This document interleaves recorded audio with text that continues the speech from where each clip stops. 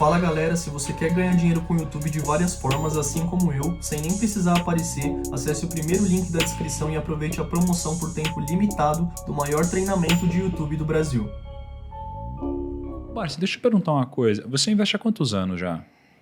Bom, eu estou no mercado há 55 anos. 55 Mas anos. falar que eu invisto desde 1970, 71, foi quando eu vislumbrei que, através de um estudo profundo que eu fiz, na época nós tivemos um acontecimento bastante expressivo, né? Os fundos de previdência privada começaram a ter problemas sérios e foram progressivamente quebrando. Então, eu cheguei numa conclusão que os grandes fundos da época, né, de previdência privada, que eram o Pereira Barreto, que era o Providência, era o Montepio da Família Militar, o GBOX, né? Eu cheguei na conclusão que talvez a gente devesse olhar para a formação de uma carteira de renda mensal, examinando um outro tipo de acervo, um outro tipo de patrimônio que você pudesse garantir uma renda mensal, já que os fundos de previdência privada, na sua essência, eles propõem o quê? Propõem garantir uma renda mensal após um determinado período, não é isso? Eu fiz, então, uma análise e fui progressivamente ajustando essa análise e, na época, eu concluí uma coisa interessante. A Previdência, ela era e é uma provedora de recursos, né? Ela não ampara você com aquilo que você ganha quando trabalha, né? Ela te dá uma aposentadoria que é um pedaço do seu salário. E eu analisei também o seguinte: o cidadão que parava de trabalhar na iniciativa pública, né, no setor público, ele não participava do mesmo processo. Ele parava de trabalhar e continuava recebendo um salário igual.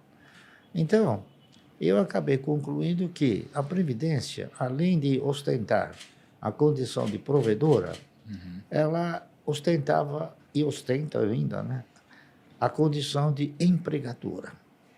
Então, eu me animei mais ainda a tentar buscar um caminho que não fosse esse da Previdência. Analisei inúmeros projetos, né, isso da época, e cheguei na conclusão que o mercado de valores reunia condições de poder me proporcionar uma carteira que me desse uma renda mensal capaz de eu viver dignamente. E foi o que eu fiz. Fiz algumas análises sobre alguns papéis e o primeiro papel, o papel que mais evidenciava na época, era a Anderson Clayton, que era uma empresa do setor de alimentos. Anderson Clayton. Anderson Clayton. Pagava um dividendo extraordinário, não é isso? Custava centavos, custava 50 centavos. E dava um dividendo superior a R$1. Então... Caraca, que isso? Mas tinha muitos papéis assim, tá entendendo? Porque naquela ocasião, as empresas, elas não eram empresas sem valor nominal. Elas possuíam um valor nominal 1, tá entendendo? Então, ela pagava um dividendo de, vamos supor, de 10% sobre 1, representava 20% sobre meio. Está correto? Eu fiz o trabalho, esse trabalho se chamava Ação e Alimento, duas bases de desenvolvimento. Mas, infelizmente, eu tive a oportunidade de conversar com o vice-presidente da empresa, eu fiz o trabalho, mostrei para ele, e ele me disse o seguinte: olha, Bárcio, o seu trabalho é magnífico, é inédito. Entretanto, ele não vai durar 30 anos. Eu falei, poxa, não, por quê? É uma empresa sadia, uma empresa forte, uma empresa boa, está no setor vibrante, né, que é o setor de alimentos. Ela fazia o amendoim Claybon, fazia o óleo Claybon também. Ele falou, sabe o que acontece? Acontece que a Anderson Clayton, você sabe quem são os controladores, os principais acionistas? Eu falei, não. São duas velhinhas que têm mais de 90 anos. Então, eu não sei quanto tempo elas vão resistir o assédio para que a Anderson Clayton seja disponibilizada, seja vendida. E realmente, durou aí uns 10, 12 anos, a Anderson Clayton foi vendido. Quem comprou foi a indústria Gessi Lever. Não era Gessi Lever, era Lever só. Unilever, tá certo. Aí eu fui para o próximo papel, né, que reunia a condição de fazer esse trabalho. Esse próximo papel era de uma empresa chamada Centrais Elétricas de São Paulo, CESP. Inclusive, analisei o estatuto dela, ela pagava um dividendo mínimo prioritário obrigatório de 10%. Então, 10% sobre 1 também representava os 20% sobre meio, não é isso? Você comprava, com R$1, você comprava 2 ações. Se você tinha garantia de receber 10% sobre 1, então acabava sendo 20%. E dava uma bonificação. Você diz assim, porque 10% daria 10 centavos, que era a mesma coisa que 20%, 50 centavos, que daria 10 centavos. Exatamente.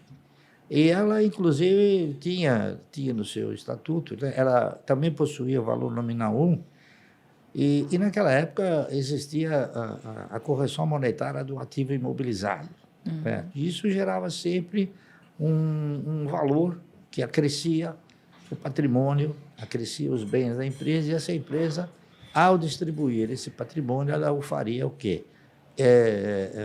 Emitindo novas ações. E eu fiz o trabalho, né? A ciência, a essência do trabalho era o seguinte: se você, para se aposentar, você levava 30 anos, eu fiz o seguinte: bom, então eu vou fazer um trabalho imaginando que eu vou comprar 1.000 ações por mês durante 30 anos. Era um trabalho assim, né? Não era maluco, mas era pertinente, tá? Porque ele tinha o quê? Ele tinha o direcionamento da Previdência. Todos acharam o trabalho magnífico, enfim, até que esse trabalho foi levado ao Dr. Moacir Teixeira, na época ele era diretor financeiro da CESP. O presidente da CESP era o professor Lucas Nogueira Garcês, que havia sido governador do estado. Eles leram o trabalho e, de imediato, me convocaram, eu fui lá e chegaram para mim e falaram: Márcio, nós vamos comprar esse trabalho. Eu falei: mas sabe, doutor, eu não fiz o trabalho para vender, eu fiz o trabalho para mostrar que existe a possibilidade, né, de, através de um processo de compra permanente, não é, sistemático, você elaborando metas, enfim, o camarada tem condições de reunir um portfólio capaz de gerar uma renda mensal. Ele: não, eu insisti, eu vou comprar. Eu falei: me diga uma coisa, o senhor pretende comprar isso aqui para quê? Ele falou: porque eu vou editar. Eu peguei o trabalho e falei: tá, não precisa me pagar nada, tá entendendo? Pô, o camarada ficou assim: puxa vida, então eu vou fazer o seguinte, eu vou fazer o trabalho, eu vou editar o trabalho, eu vou botar o seu nome. E foi o que ele fez. E foi um trabalho que teve uma repercussão boa na época, né? Só que todo o trabalho que você faz no mercado de valores, ele perde consistência, não é isso? Porque as pessoas não têm aquela disciplina, aquele momento de esperar, que é a reflexão de seu esperar, quer dizer, que é a paciência, né? E eu achei que o trabalho tinha condições de prosperar. Então, eu comecei a fazer, comprando ações da CESP, tá certo? Aquele trabalho, como Foram seus primeiros investimentos ali, então, Não, em ações? no mercado a gente já comprava alguma coisa, vendia, mas a conscientização de que você tinha que seguir um traçado pré-definido foi a partir de 1970, 71, quando eu realizei o trabalho. O trabalho, ele gerou em mim a expectativa de que realmente aquele era a trajetória, aquele era o caminho, entendeu? Então, a minha percepção e a minha convicção era tão forte que eu acabei criando um trabalho chamado, já que ele era baseado em ações, né, hipoteticamente gerando a fantasia de que ações garantem o futuro, não é isso? Então, eu digo o seguinte: se eu tivesse que reeditar um trabalho como esse, com a experiência que eu tenho e com a dimensão que isso aconteceu, eu acrescentaria um O. no Ações Garante Futuro. Então, ficaria Ações Garante um Ótimo Futuro. Entendi, daí que veio, né? O AGF. Legal.